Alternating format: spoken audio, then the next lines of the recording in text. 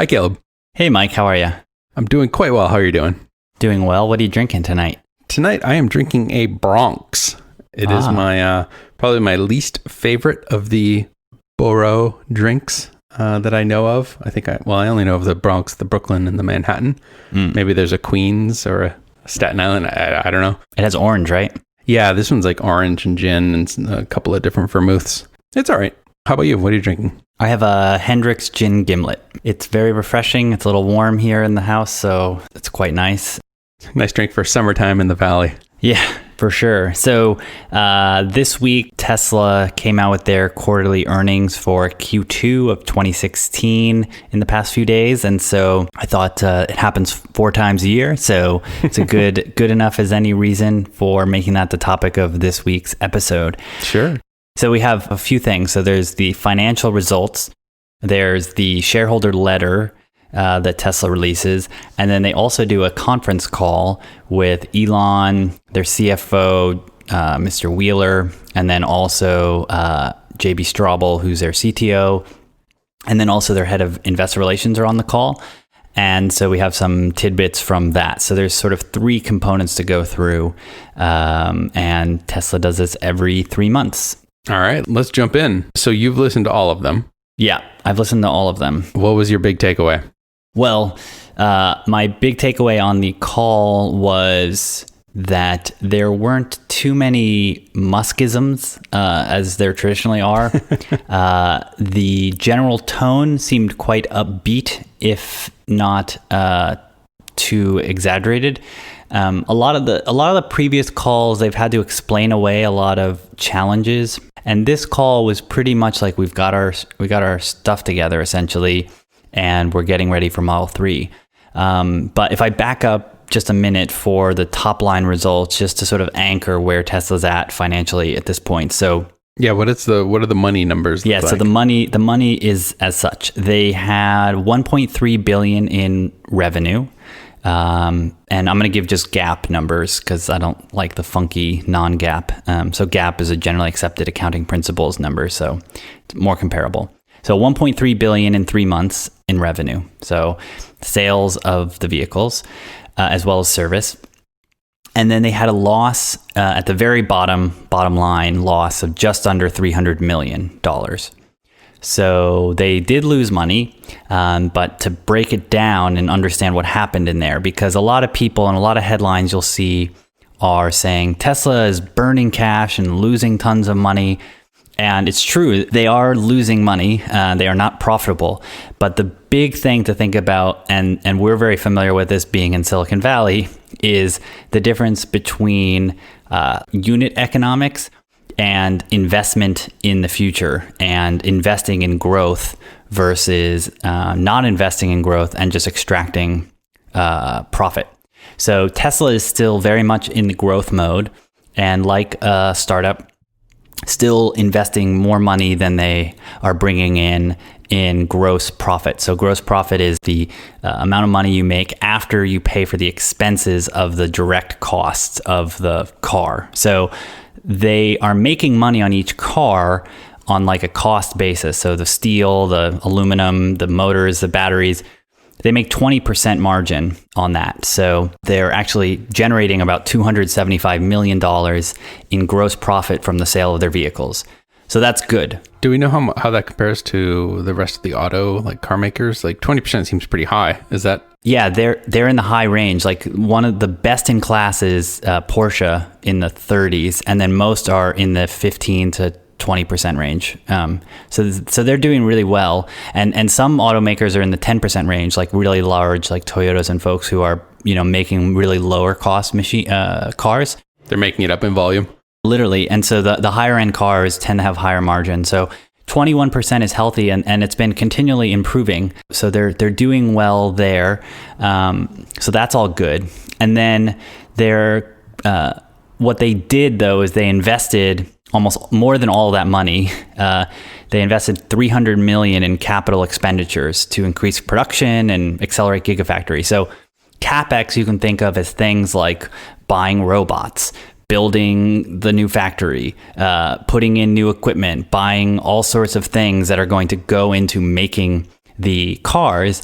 And when you pay that $300 million, it doesn't start returning and generating revenue for you the moment you spend it. You actually have to wait for it to be used. So a new paint factory and all these things. So the goal there is that money will be invested to then produce. In this case, they're talking about starting to invest in the Model 3 production line. So Tesla makes the 50 or so thousand cars a year, hopefully 80,000 this year. And they have a certain amount of equipment to do that. It has some extra capacity already, but they need to spend more money to expand the factory. They need to build the Gigafactory. That money, a lot of it is coming from Tesla. And so that money is being spent today to fuel the production for future cars, which then will allow them to reap that revenue in the future. And so that's why you have to really dissect and think through, if you want to think about investing in Tesla or understanding their business, that they're not at a steady state yet. Chevy and GM, Toyota, others are not increasing their production at such a massive rate. And so they have a lot of fixed assets that are continually pumping out new cars. And so that is being amortized over, decades of that useful life of the factory. And Tesla is just now buying brand new things that will last for decades. And so that's one of the really big things here. And so that 300 million, these are like one-time costs. These are not recurring problems on their balance sheet. This is an investment they're making that they're taking the hit now and it's going to pay off later. Yeah, and then the other things that are more recurring that were increased were they're adding lots of new stores. So they're hiring people for that, which are ongoing costs. They're taking on new leases for those things. Yeah, they were saying that they're planning on doing a new store every 4 days throughout the rest of Q3 and Q4. That's pretty interesting. Yeah, so a lot more Tesla showrooms opening up, and that is right now. They even admitted and sort of recognized that those stores aren't as efficient as they could be because they're only selling super luxury cars. But when the Model 3 is available, those stores will be much more productive, which is basically the business word for they will sell more stuff. Because the Model 3 will be appealing to a lot more people. So if you go into the stores today, you might be just looking at Tesla, but if you go into the stores when the Model 3 is available, they'll actually be able to sell those a lot better. And so they're sort of making that investment of getting the space and getting their teams trained up in advance of the Model 3 being available. So that's a cost they're paying today, and it's not as efficient as it could be. And then the other big one is R&D. So all the salaries of the engineers who are working on all the cars, as well as a lot of the costs that go into buying the material. So, the early prototypes can cost millions of dollars right. because those parts are bought in such small quantities and they're building them with a lot of human effort.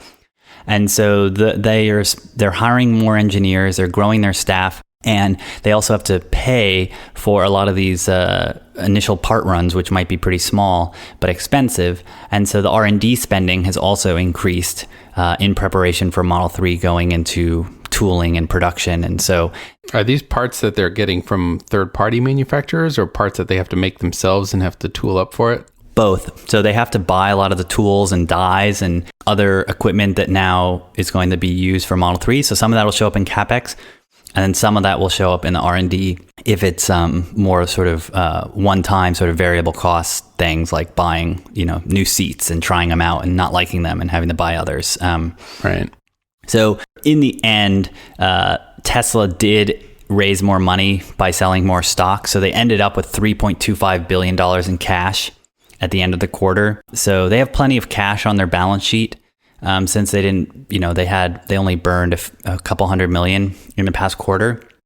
So they're not at any risk right now of going, under or anything, even though they're not profitable. And I think a lot of the headlines would make it seem as if they're going to die instantly, but they have a lot of runway left and they could go and get more cash if they need to. So I think overall pretty good financially. And the stock was pretty much flat or down a teeny bit, but not very much. So from Wall Street's point of view, the numbers were okay.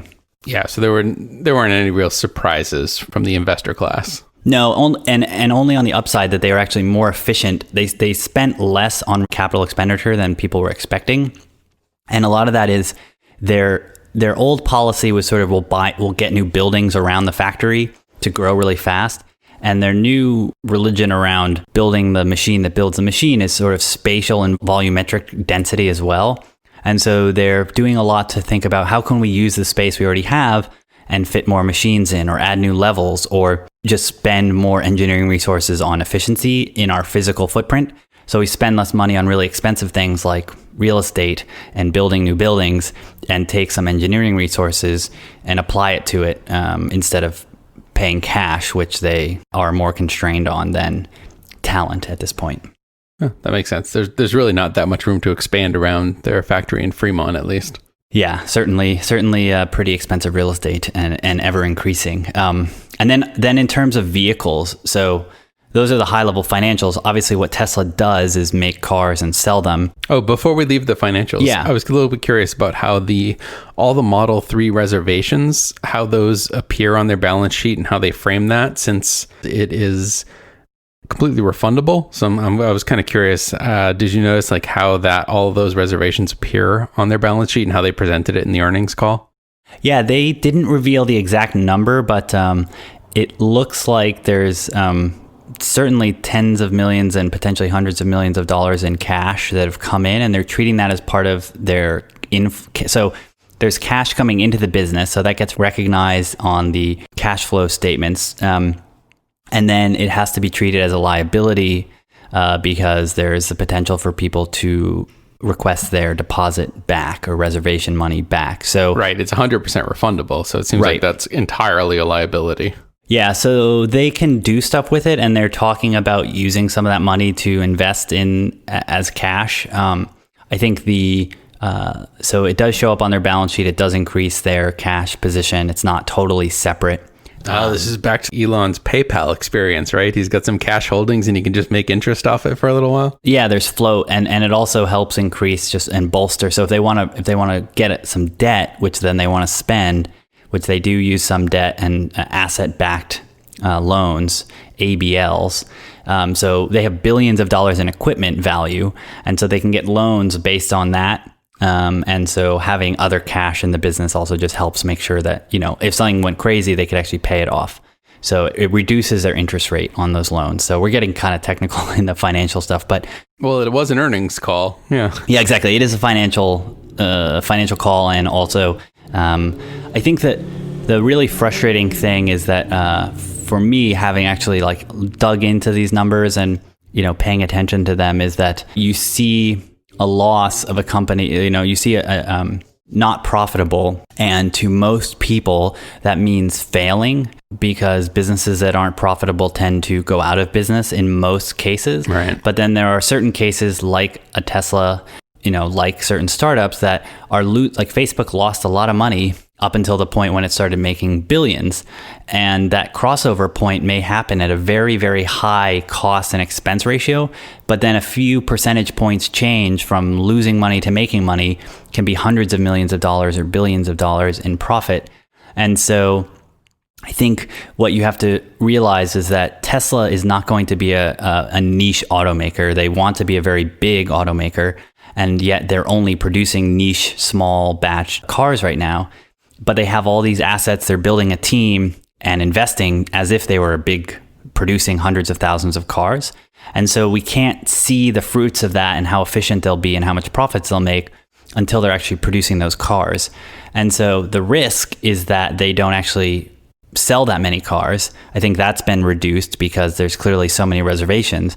So the big risk now is, can they actually produce that many cars to sell them and not have tons and tons of service costs or recalls or anything like that? So that's really the risk people should be worrying about, less their current unprofitability, because they're showing a path to it. If you take out the investment in Model 3 and capital expenditure, they would be profitable by hundreds of millions of dollars. It's just that wouldn't be very interesting because they couldn't invest to make the Model 3 and future vehicles. Right. They're still a growth stage company. Yes. And that's just a little bit unusual for a lot of people, especially as a public company. Traditionally, companies didn't really go public unless they were already profitable. And yet the software world has really pushed the boundaries on what's possible there. And Elon Musk's background in technology companies also makes him a lot more comfortable in that state. Plus, all of the comparable automakers are many, many decades old, already running at full sort of force, already made these previous investments that Tesla is now making. And so when you compare them to a traditional automaker, it's very easy to choose to view them as unsuccessful. Yeah. And I mean, I think it just ties into the average public's understanding of financial matters as being more like a household budget. And you see this in politics too, but the government and growing companies don't actually operate like a household budget because you're investing on future growth and you have a lot more leverage, and it just doesn't. The books don't have to balance at the end of every quarter because they're going to be like much different in 1 or 2 quarters. Yeah, exactly. It would be the best way to think about it in that sort of scenario would be that you may take out loans to go to college because it will increase your future potential earnings. Right. Most people don't, hopefully in the US, choose to not go to college just because it's expensive. You do go to college because you expect it will help you earn more in the future, and then eventually you'll be able to pay off those loans. Now, obviously, education is a tough subject right now because of how much student debt there is and whether or not that's true or not. But traditionally, that was the goal and the thought process. Right. And so, yeah, I think that's definitely the risk is that when your balance gets to zero or you are not making enough money, you go into debt and there's a really big problems. With companies, if there's still promise of having a bigger company in the future, you go out and sell more of your stock, raise cash, and then you use that future cash to go hit some milestones. And in this case, it's ramp up for Model 3. So, yeah, good point. And I guess you usually see this in the opposite thing, like especially when you see Apple earnings calls where it's not necessarily how awesome the company is doing right now, but it's the investors and the stock prices reacting to what they anticipate the future is going to be. So even though Apple might have some sort of record quarter again for profits, you might see their stock price go down after earnings call and you're scratching your head. But I guess ultimately it's because investors are saying they can't keep this up or they don't anticipate this will keep happening. Yeah, exactly. And because the value of the stock is really just the sum of all the future profits rolled up and discounted for time. And so if you're a company that's only making 50,000 cars a year, your total potential profits in the future is maybe X. But if you're a car company that's making half a million cars, you might have potential profits of 10x that. And so which would be more interesting to you as an investor? A car company that's profitable now that makes 50,000 cars, or a car company that in a few years will make 500,000 cars a year at 50x and will take a few more $1 billion to get there? And that's just the equation that growth companies take. And they get into trouble when they actually don't have the potential to keep growing, but they're investing as if they do. And then the reverse, which you see with someone like Apple now, is they have so much cash being generated, they don't even know how to invest it efficiently. And so then they start giving it back to shareholders directly. And they say, instead of investing in the company to figure out how to grow the business and create more profits, we're going to give it back to you, the investor, to then reassign to other companies. So it's just an ebb and flow of growth companies and then eventually value companies, which generate lots of profits, but don't actually grow very much, like railroads and utilities and food companies and things like that. Okay, so moving off of money, Yes. Getting into like production numbers and other things that you mentioned or that you heard on the call, what else stuck out? 2 really important things. So Tesla has to report how many cars they delivered, which means they made it to a customer and all the paperwork was correct. And then they also report how many cars they produced. And there can be a pretty significant difference there based on how many cars are on trains and on ships in transit to customers. So when you say they have to do it, what compels them to do it? Sorry, so the first number is the only one they have to, how many were actually delivered, which is those cars that they can recognize for revenue purposes. Okay. And I think just from a materiality point of view that like the core thing that Tesla makes is cars, and so they're obligated to report how many of those things they have sold. Okay, so because it's their thing, for financial, the investors demand that's going to be out there. Like, there's not a law that says like car companies have to report how many cars they've sold. I don't think so, but all car companies do report that every month, which is interesting. So Tesla also does that sort of just generally do that. I don't know if it's a law. So we can't rule out the fact that there might be some obscure 1920s law that says that you have to report this. There could be, because they report this like very closely after the quarter closes. And so that's how we get these sort of whisper numbers on how Tesla did a few weeks in advance, because they release that number and then we have to wait a few weeks until their financials are ready for them to have their conference call. So anyways, they delivered 14,402 new vehicles in the quarter. And interestingly, about 9,700 of those were S's and 4,500 of those ish were Model X. So starting to creep up to getting closer to 50-50, not 50-50 yet. But if you remember, like 2 quarters ago, they had like 200 X's delivered. Is that like a steady state number, or are they just trying to get rid of the backlog of X's? So it looks like that will be the steady state number, and the backlog is pretty much done. Most of the new cars that are being produced are for new orders for Model X. Interesting. And the interesting thing is that the production actually ramped up really fast. They ended the quarter. They actually produced 18,000. So there's 4 or 5,000 cars in transit. So that means that basically means that they ramped up really quickly towards the end of the quarter. Otherwise, those cars would have been delivered in the quarter, because it should be like a steady number in and out.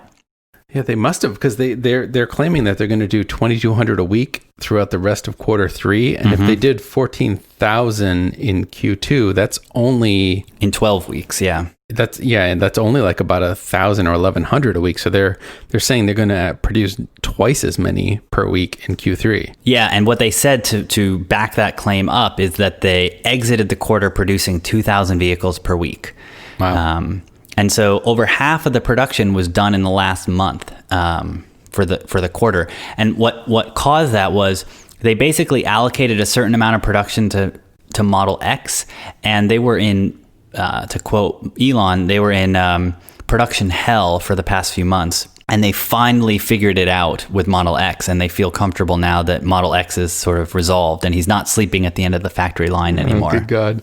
So are they coming off the same line, or do they have multiple lines going now? They have multiple lines, but it still does take up the same paint shop and stamping and things, and also final assembly. So yeah, because if you break down 2,200 a week, which is their claimed number for the rest of Q3, that comes out to about 314 cars per day rolling out of that factory in Fremont.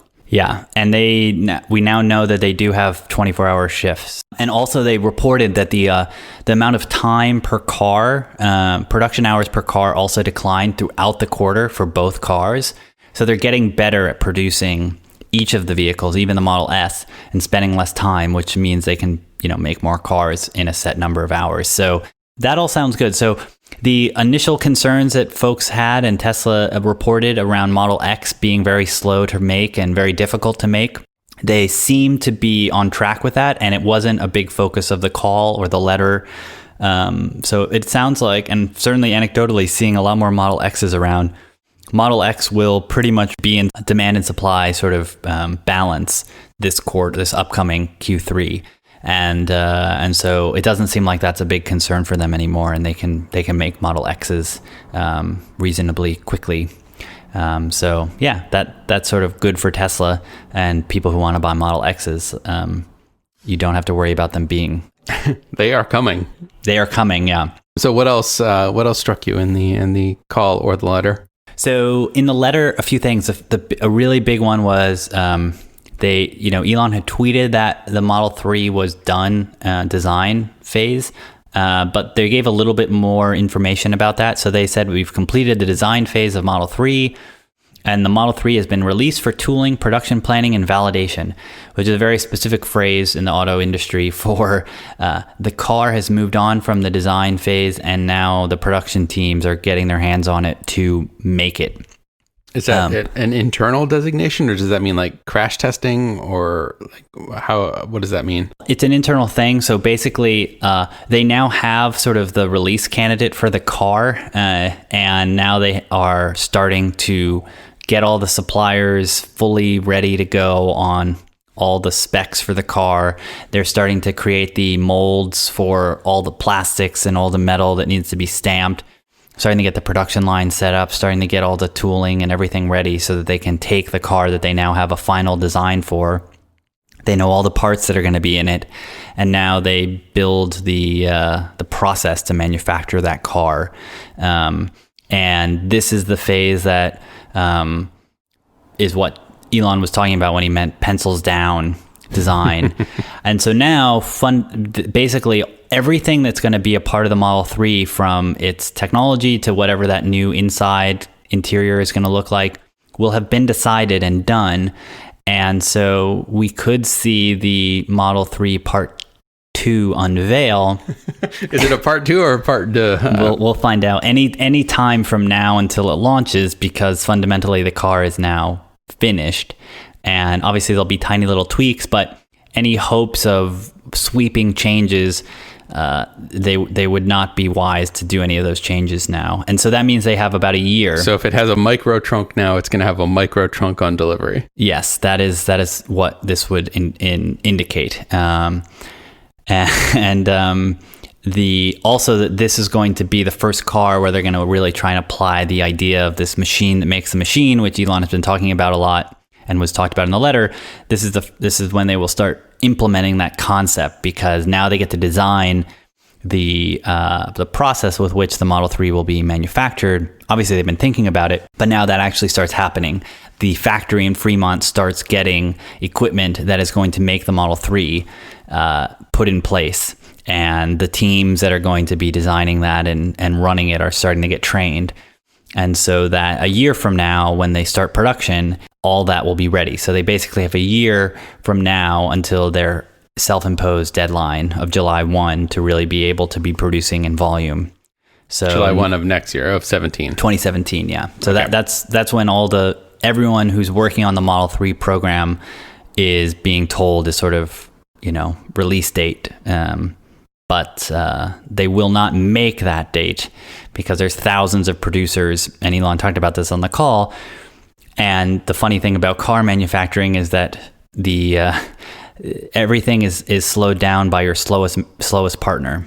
So if one partner of one type of screw is not able to produce that screw for you, then you can't ship the car.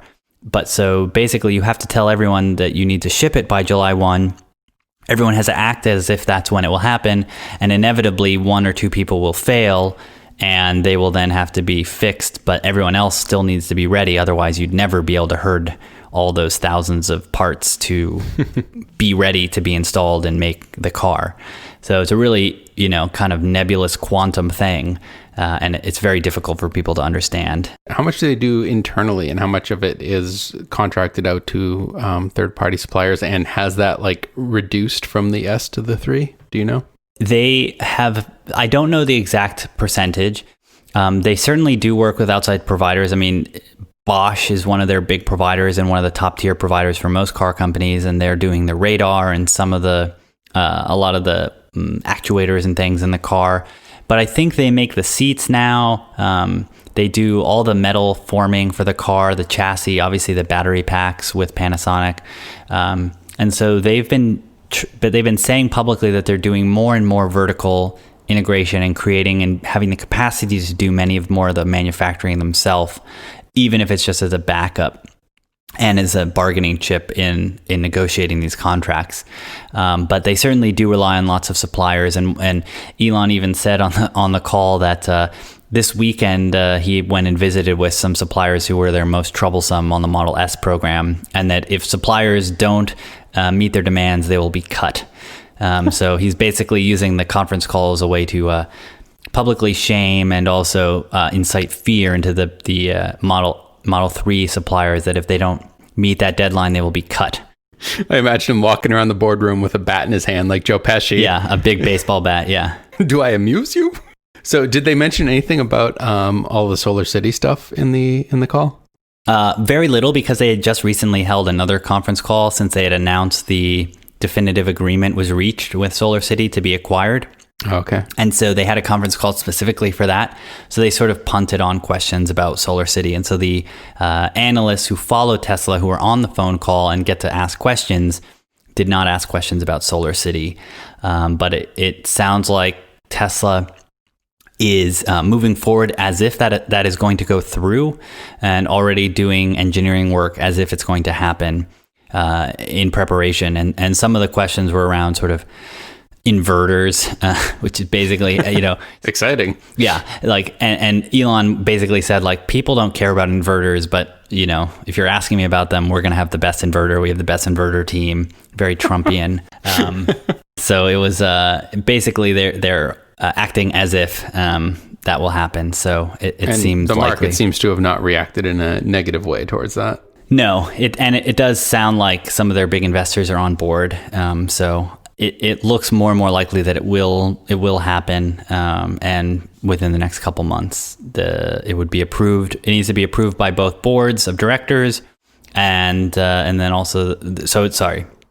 It's already been approved by their board of directors, and now it needs to be approved by the major shareholders of both companies.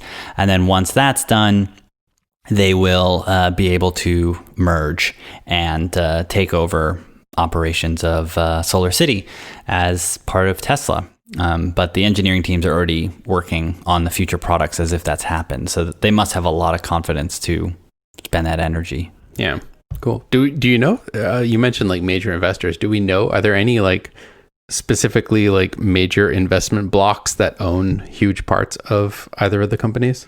Fidelity, one of the largest mutual fund companies, owns quite a large percentage. I think they're the next largest outside investor, and they've come out and supported it. So I think they're sort of the bellwether for those folks. And then after that, I'm not sure who the big folks are, but Fidelity is definitely one of the largest. Cool. Nice. Boston, represent. Yeah, there you go. So a couple other things from the call that I found really intriguing. So Elon one of the questions was like, what are the top priorities at Tesla? You're talking about doing buses and semi-trucks and SolarCity. Like, are you worried about being spread too thin? What are you really worrying about? And what's up with all these forward-looking statements you've been making? Yes, exactly. And so he said, basically, look, all these things we're doing, many of them don't take that much energy from us and don't take very much cost, because that's one of the other concerns investors have is you're trying to do all these things and raise the ambition of the company. How much is this going to cost us, as investors? And why aren't you just focused on making more cars and making more money and getting profitable? And so he was basically saying, look, designing the Tesla semi-truck and bus, that's just design work. That's not very expensive. That the real costs of Tesla, as you all know, is actually making the cars and tooling up for them. And so he said the main focus and priority number one is Model 3. Priority number 2 is full autonomy. So those are the two top priorities. Model 3 and then full autonomy are our top two priorities. So I thought that was sort of intriguing that full autonomy was priority number 2. I didn't know that was priority number 2. I wasn't sure where that was. I didn't know if that was just sort of an ongoing thread and not necessarily a priority, or if it was just if Model Y was going to be priority 2. So that was intriguing. And then the other thing connected to that was someone asked him about the hurdles to full autonomy, and he said, full autonomy is really a software limitation. The hardware exists to create full autonomy. So really it's about advanced narrow AI for the car to operate on. Increasingly sophisticated neural nets and a reasonably sized computers in the cars are what's next. I'm really optimistic about it. It blows me away. And if I'm this close to it and I'm blown away, it will really blow away people when they see it for the first time. So this could be spin, but I am inclined to believe he feels that way. And he mentioned multiple times, at least twice on the call, that he's blown away by what he's seeing with the full autonomy that they're working on, and that he, is driving around in these test vehicles or simulations. So I thought that was really exciting, and I don't think he would be teasing that heavily about it unless it reaffirms, and maybe it's just my wishful thinking, that it will be part of Model 3, or the Model 3 will be the capability hardware-wise for full autonomy, and starting to show off some of what the software will enable. much more soon than people expect. So not years away, but at least showing something a lot faster. Nice. So that was kind of cool. More autopilot episodes coming soon. Yes, definitely more autopilot. Hopefully test drive autopilot episodes, which would be cool. It is interesting how when you talk about hardware and software, though, that you could just argue that if the hardware is not up to snuff, then you just need more advanced software for it. So I don't think it's necessarily a clear delineation as to where like adequate hardware exists, like because I think like software can compensate for it. So it's a weird distinction to necessarily throw out there. Yeah, I think maybe from his point of view, it would be that from the car that needs to get shipped to customers, we could do what we need. Right. And then we'll be able to solve it in post after the fact. Because from Tesla's point of view, and the other really interesting thing on the call, was someone asked about, do you think you'll be supply constrained on vehicles at some point? And he said, as soon as we have a self-driving car, we won't be able to produce enough of them. Like we will be the only self-driving car that people will buy, and that will change the demand curve so drastically that there just won't be enough self-driving cars out there for people that want them. So there's going to be an inflection point. He very much believes that as soon as there's a self-driving car, that will be the only car people want, and Tesla will be the first to have it, and it's going to really just change the dynamic. And he's just seemed extremely confident about that point. And I tend to think that that's true, that if you were in a price point of a car, if you could have a self-driving version of it, that you would want that. Like it does. It's like, do you want to buy a car, or do you want to buy a car that comes with a driver? Yeah, I mean, it seems like an obvious question. It's such a huge difference in like the difference between having CarPlay or like another cup holder seems so insignificant, right, in that discussion that fine Corinthian leather. It's not the same sort of decision. Yeah, it's just a step function difference in comparability and product functionality that I think that's why they're spending so much time pushing this, is that the first automaker that has it will be able to reap so much in terms of orders and demand, which then will be able to further their advantage, their network effects of having more cars collecting more data. Assuming they can actually produce assuming they can meet the demand. Yeah, and that's obviously why they're spending so much money on their factory and not caring about being profitable right now. So they just need advanced intelligent robots building the vehicles that will then have advanced intelligence in them to drive people around. Well, that was the other thing I was going to mention, is that he said someone was asking, one of the automotive analysts and not the tech analyst was asking, look, yes, a lot of car companies have robots, but a lot of the labor is actually spent with humans on things that robots haven't been good at, of installing seats and checking like seals and really fine precision work in final assembly of vehicles. And that's where you see a lot of the people on the line moving at like 2 miles an hour kind of with the car when they're putting in dashboards or stuff. And Tesla has done this as well. They have a lot of people at the final assembly part. And he was asking, are you guys also trying to make that automated? Because that's really where the majority of the human effort's being spent in any car company right now. So he was really trying to get to the point we were asking last week of, is Tesla just benchmarking against their own inefficiencies in trying to improve the factory, or are they benchmarking against all automakers in their claims to be 5 to 10x better? And Elon said, no, we're trying to automate all of it, and basically said that he won't stop until the factory is like an alien dreadnought. Please explain. Yeah, so an alien dreadnought is based on the idea of a dreadnought, which is a big battleship, a big steel battleship that is extremely complex and cannot be understood or operated by one person, and has a lot of automation and sort of just gunnery and its stuff. Own huge organism. Yeah, it's just this huge thing, and those were boats, and then alien dreadnoughts were used in sci-fi as sort of like Galactica. Yeah, the Galactica, or some of the big spaceships in Star Wars or anything like that. Super class, like alien ships that when you look at them, you have no idea how they function, and there's so much happening. That essentially, he said the machine will be ultimately so complex that no humans will be expected to operate it directly or to participate in the actual building of each Model 3. And so what he really said was ultimately like, you really can't have people in the production line itself, otherwise you'll ultimately drop to people speed. And so, basically that he said, we're not going to fire everyone. We're still going to have a lot of people who are going to be maintaining the machine, monitoring it, making sure that it's operating correctly, fixing when there's anomalous issues. But there won't be human hands involved in the actual production. And he, again, referenced silicon production and canning operations in the food world, where, in most food factories, there's plenty of people there, but they're not actually operating a lot of the equipment. It's all automated. And that also in chip manufacturing, obviously there's lots of people employed in those chip fabs, but they're not actually touching the wafers and moving them from step to step. That's completely automated. Right. And the number of people is decreasing as the sophistication of the automation increases. Yeah, certainly you don't need the same absolute number of people as you would in a Model T factory in, the 1920s. Per car, it goes down. But he was quick to point out they're not going to fire everyone. It's just they may not need to hire as many new people in new factories because there'll be people monitoring it. Similar to like a data center. Data centers don't have that many employees, but there's still people monitoring what's going on and maintaining the building security and all those sorts of things.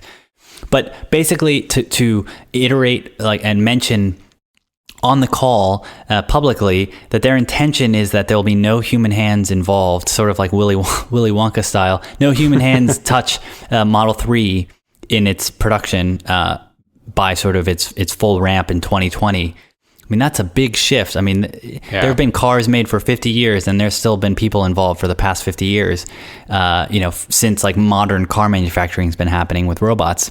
I mean, the economic impact of a manufacturing facility that doesn't require very many humans to build the vehicles, and once the vehicles can drive themselves, and let's say it starts building delivery vehicles and all the delivery drivers are out of jobs, the economic impact of that and the societal impact is going to be quite profound. Yeah, and certainly that, especially if the Tesla model works, there will be many, many people trying to copy it, and all the other car manufacturers will be disadvantaged because if many of these cars are going electric and Tesla can produce them at a much lower cost than others, similar to the way Intel was able to produce microchips at a much lower cost at a better performance than many other people, you just become a dominant player. And that's what they're obviously betting on, is how do you become a dominant automaker, is through having a car and product that no one else can offer with full autonomy, having a production system that no one else can match in terms of cost per vehicle, which is sort of this massive investment in automation through having really great engineers and just sort of talented people focused on improving that. And that'll be super interesting to see. So I think that's really the big thing from this call was, again, the Model 3 is driving a ton of innovation in the production system and sort of how they think about what the future car is going to be. And it's becoming more and more clear that Model 3 is not just like the next car from Tesla, in the vein of the Model S or Model X, that this is fundamentally going to be very, very, very important to the company, much more than just it's cheaper. So the Model 3 is really going to be more important than the S or the X. Absolutely, yeah. I think certainly the S and X are what's paying for all of that, and Elon continued to reiterate that those are the generating the fuel that allows them to build the Model 3. Right. But it'll certainly be much more important from pretty much every angle, from manufacturing capabilities to the technology inside of it to the just the impact on the world, that the Model 3 will be much, much bigger, and not just like a mini version of Model S that you might expect. Like, so basically like the Chevy Bolt is an electric version of a car that is sort of a little bit of a hatchback, a little bit of a compact sedan. And that I do not believe will be as transformational to GM as the Model 3 will be transformational to Tesla, even though they are essentially the same priced vehicle, both electric. So, well, I guess it depends on how GM is treating it internally. Like if they're doing the same sort of thing of like using that to build a whole new method of doing things, then maybe it is transformative. Yeah, there's certainly been no indication to date that it is as impactful to GM's business, considering it is going to be a fractional percentage of their sales, and it's maybe on the autonomy side of things, but let's save that for another episode. We can talk about the Bolt and Volt. And yeah, Chevy. We do have that queued up for another episode. All right, so we've gone pretty long here. Do you have any final thoughts on this, or do you want to wrap this up? No, I think that's it. I think we covered most of it. And so if anyone has any future, any comments after listening, you can tweet at us at The Tesla Show on Twitter. You can leave a comment on theteslashow.com. We have a post for every episode. And then also we are on Reddit, r/The Tesla Show, and you can share your thoughts with us there. So with that, I think we're all set. All right, then. See you next week. All right. Talk to you later, Mike. Bye.